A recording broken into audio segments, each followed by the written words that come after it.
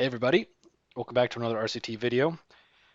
Today I'm going to actually showcase and talk about a park that I built about 6 months or so, give or take, during a series of live stream episodes on YouTube. Some of you may recall when I actually did this, and if you were a viewer back then, I just wanted to say thank you so much. I really do appreciate it. If you wanted to see that series, I'll make sure to link it in the description below. It is a very long series, so I understand if you don't want to watch the whole thing, so I'll also list very specific episodes which I do recommend watching as well. Now, for those viewers that were hoping for a final episode of that series, I'm really sorry. Obviously, I never got around to completing it, and that's not something I typically don't do. So I am really sorry that happened. As you're aware, the entrance never got finished. Now I decided that enough effort went into the actual park itself that we needed to at least complete it and give closure to those that watched it. Also, figure that those that didn't watch it may actually want to see what the park was and what it actually ended up being. So today, like I said, I'm going to walk through it and show you guys everything that's with the park so that you guys can see because everything was designed by suggestions from the viewer of the streaming episodes, which put me out of my comfort zone big time because I like to meticulously research theming and architecture. And a lot of the time I was put on the spot, and to keep up with my viewers so they didn't get bored, I kind of had to rush some stuff. So you're going to find some pretty seriously obvious flaws with this park. And I'm just going to apologize about it in advance for that because that's not like me. But anyway, let's go ahead and I'm going to show you the park itself. I hope you guys enjoy this. So, as I stated, the final episode for the entrance never got completed. So I did complete it here. Now there is some architecture here from real life parks. You may see. Now I'm sorry, I didn't keep track of what references I used. Like I said, this was about 6 months ago. But this entrance I remember was designed specifically after a real theme park entrance. And then obviously you've got your souvenir shops and your gift shops. And then also you have a cafeteria over here, which I actually remember that I designed after SeaWorld California. Actually, they have a cafeteria that's somewhat like this. That's where I got that idea. Now, the very first zone that we created for this park was this prehistoric area right here. I cannot remember who suggested this. If you were that person, I'm sorry. I did not keep track of who suggested what, which I really should have. Now, as you can see, there are some very serious flaws, as I said before, because I kind of rushed a lot of it here so that I kept you guys entertained. The first thing you're going to see is that you actually come through this almost Jurassic Park-esque style archway into this park. And on the left, you've got these splash boats that they're all themed around like dinosaurs and like tar pits and this jungle area.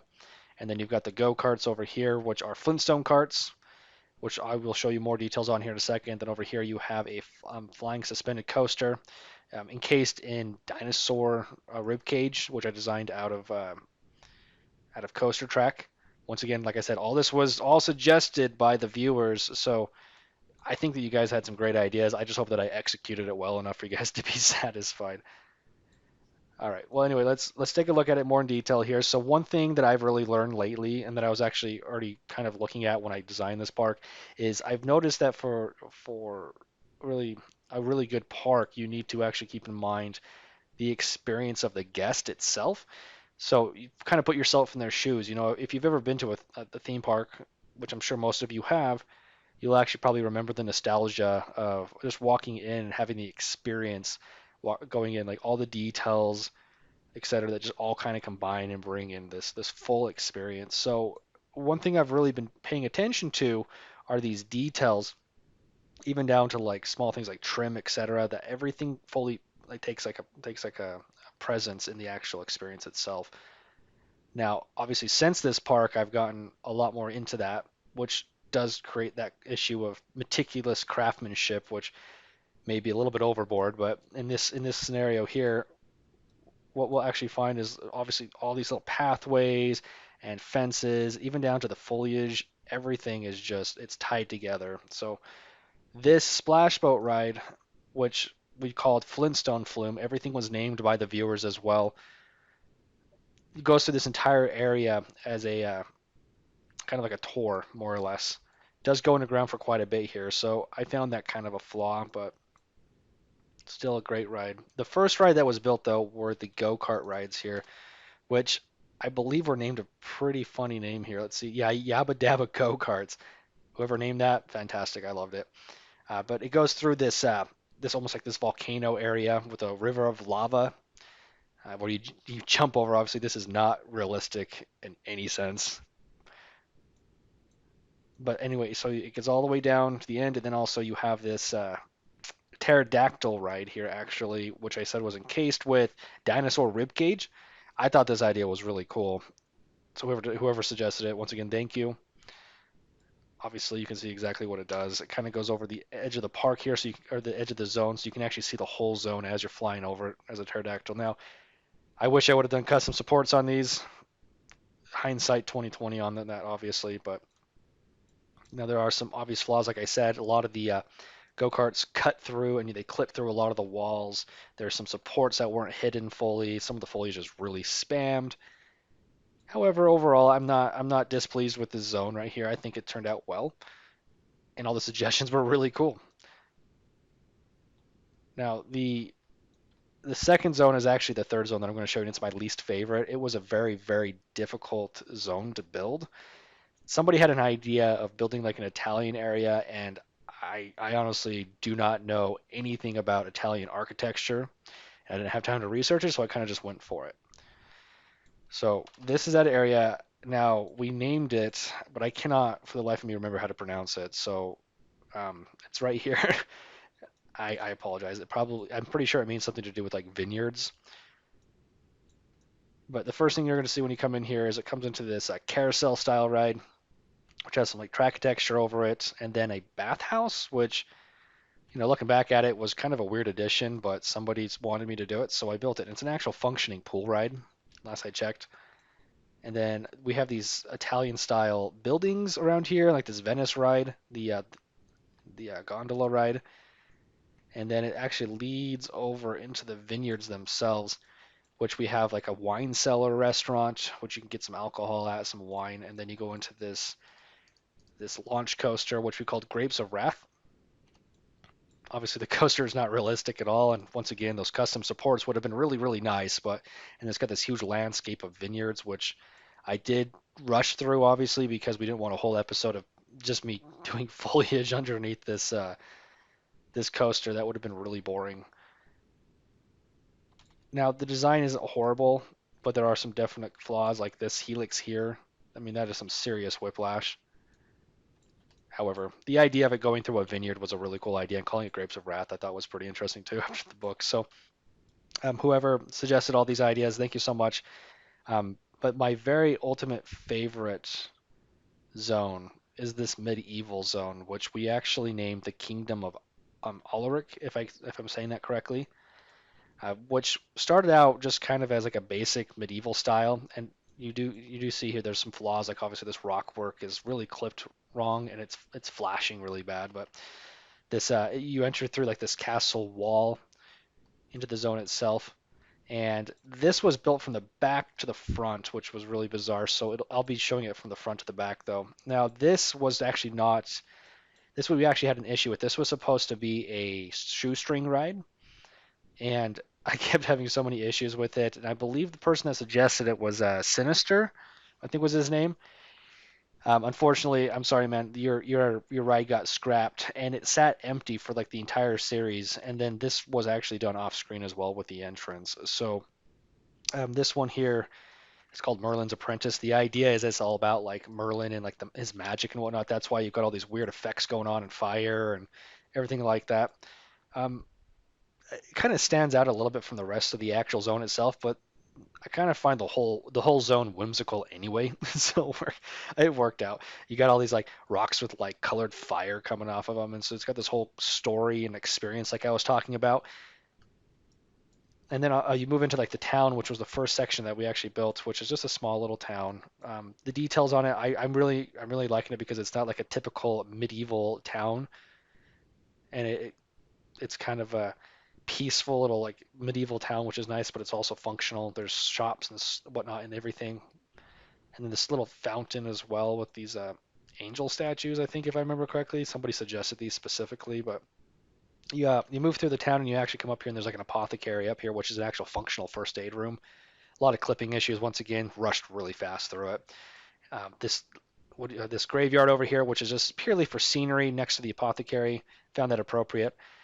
This was actually suggested to be a dueling spinning wild mouse coaster, which I thought was interesting. Once again, custom sports would have really changed this. The layout's really weird, but people kept suggesting I change it to different ways.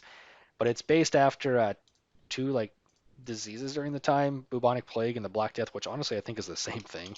But um, that's why everything is all decrepit and falling apart, and it's like this big morgue or mortuary or whatever. That's the station platform. I did get the idea for this station. I'm trying to remember what it was from. It was from a collab from some major players from Any Designs, or I think Royer was part of it. I can't remember. So there's a lot of inspiration from this one. Like I said, I didn't keep a lot of the inspiration, like the points of interest, so I don't have those. I'm sorry. Uh, we built a water wheel here. Not really sure why. I think originally we wanted to put like a bridge across here, but for time constraints and just for the streaming episode, like I said, we just kind of cut it out. So this was a really cool ride. I really enjoyed this one. And then this Disneyland style walkway that goes underneath the coaster and splits into two. Now, obviously, it's not functional, but I think there's a way to do that now. But I didn't do it here. But as you can see, I mean, like the details, like you go down to the small details, like even like these black fence posts, everything like that. I mean, it all really adds up and creates that experience. So then at the very end here, you actually have the Kingslayer, which is a wooden roller coaster, which I actually had a Theme Park Maniac or TPM, if you guys know him on YouTube. He actually designed the coaster itself, and then I just themed it. So this castle kind of goes back to the original design of this wall right here. And it's just this large castle station, basically, is all it is, with the storage for the coaster, extra coaster cars over here, and the switch, as you can see. All these little details like the pathway, etc., that TPM wanted me, insisted that I do on this coaster, so I had no problem doing it.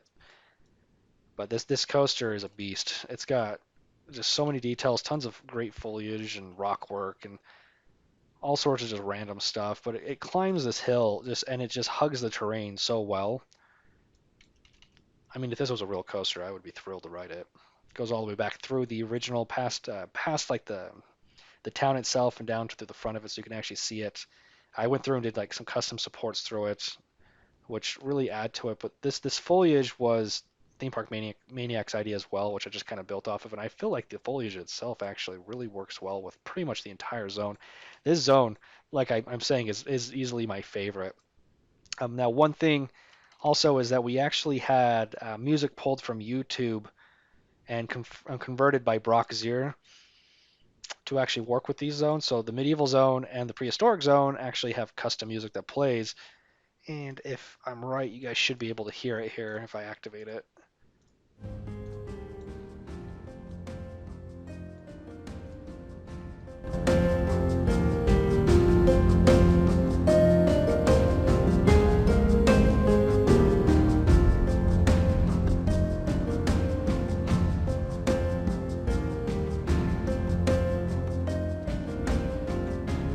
The prehistoric area as well also has some music.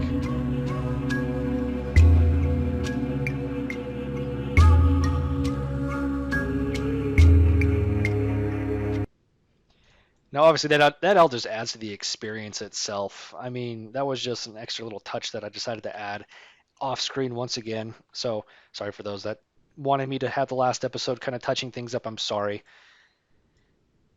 But like I said, the experience alone on that is just great. So this park, thank you so much to the viewers. It was so much fun to build. If you want, go ahead and download it. I'll have in the link as well. Reminder, just to go ahead and watch the streaming series if you want. That watch time is super appreciated.